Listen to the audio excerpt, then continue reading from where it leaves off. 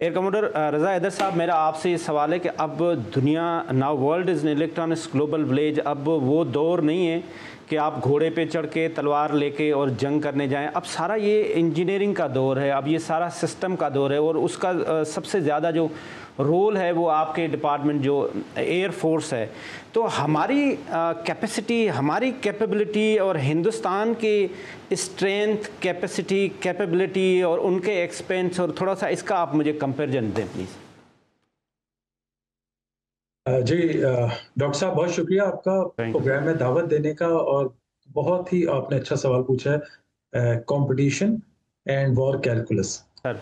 देखिए, जब भी कोई मुल्क ये प्लान करता है कि मैंने दूसरे मुल्क पे अटैक करना है, तो कुछ वॉर कैलकुलस करता है, जिसमें सबसे पहले देखता है कि मेरा पॉलिटिकल एम क्या है और क्या मेरी मिलिट्री की स्ट्रेंथ काफ़ी है उस पॉलिटिकल एम को अचीव करने के लिए। अब अगर हम इंडियन आर्मी की बात करें, जिस तरह आपने प्रियम्बल में कहा, तो उनका 80 बिलियन, 74 या प्रिसाइजली उनका बिलियन डॉलर बजट है। 14 लाख उनके एक्टिव पर्सनल है। Fourth army, biggest army in the world है। और that army has been develop for two front war, वो चाइना पाकिस्तान दोनों के लिए डेवलप की गई है। और उनके बड़े अजायम है, उन्होंने क्वाड भी ज्वाइन किया हुआ। ये तो है इंटरनेशनल ऑब्जर्वर्स का जो पॉइंट ऑफ व्यू। लेकिन जब हम मोदी के लेंस से देखते हैं, प्राइम मिनिस्टर मोदी के लेंस से आर्मी को, तो वो इस तरह से देखते हैं कि हमने आर्मी पे इतना इन्वेस्ट किया है, तो हमारी हिंदुत्व आइडियोलॉजी को ये आर्मी आके लेके चले, और ये हमारे लिए जो हमारा हिंदुत्व आइडियोलॉजी का वायलेंस और हेट का जो पॉलिटिक्स है, उसको प्रमोट करे। अब जब यहाँ पर बात आती है ना, तो फिर आर्मी के अंदर वो मोटिवेशन नहीं आती जो एक जस्ट कॉज की मोटिवेशन। अच्छा, same gold goods for navy and air force. Air force उनकी वेल ट्रेंड है, मैं ये कहूँगा, और उनकी न्यूमेरिकली स्ट्रेंथ भी ज़्यादा है नंबर ऑफ एयरक्राफ्ट हमसे। लेकिन उनके अंदर बड़े इश्यूज हैं। 2019 में तो उनके पास राफेल नहीं था, चले मानते हैं। अब तो उनके पास राफेल भी आ गया था, तो उनकी मिलिट्री असेसमेंट पूरी हो गई थी। इसका मतलब दे वर थिंकिंग कि अब हमारी स्ट्रेंथ पूरी है टू अटैक पाकिस्तान। बिल्कुल ठीक।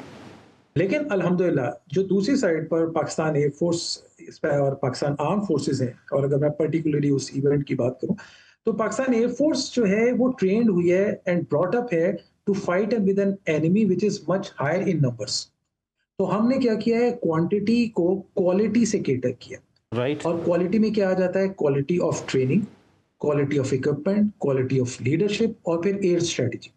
ये वो चीजें होती हैं जिससे फिर आप काउंटर करते हैं एक उस आर्मी या एयरफोर्स को जो नंबर्स में आपसे बहुत ज्यादा हो। बिल्कुल ठीक। और सबसे बड़ी बात है डॉक्टर साहब, जो मैं समझता हूँ, वो जस्ट कॉज की वो है। सर। ये मार्का हक है हमारी। क्योंकि एग्जैक्टली। इंडियन आर्मी या एयरफोर्स जो है वो हिंदुत्व के लिए लड़ रही होती है, हम एक जस्ट कॉज के लिए लड़ रहे होते हैं। और इस पर्टिकुलर इवेंट की अगर आप बात करें जो 6-7 मई को हुआ, ये तो अल्हम्दुलिल्लाह इसमें जो मल्टी डोमेन ऑपरेशन जो टर्म आजकल बहुत यूज भी हो रही है, जिसमें हम अपनी तमाम कैपेबिलिटीज को कन्वर्ज करते हैं इनटू अ सिंगल फोर्स, जिसमें आपके एसेट्स आ जाते हैं, जिसमें एयरक्राफ्ट भी होते हैं, ड्रोन्स होते हैं, साइबर, ईडब्ल्यू, ये सब जब कन्वर्ज होता है इंक्लूडिंग स्पेस, तो वो एक मल्टी डोमेन ऑपरेशन क्रिएट करता है। तो आपका सवाल का जो जवाब वो बनता ये है कि हमने अपनी क्वालिटी ट्रेनिंग, इक्विपमेंट और लीडरशिप के थ्रू इतने बड़े फौज को काउंटर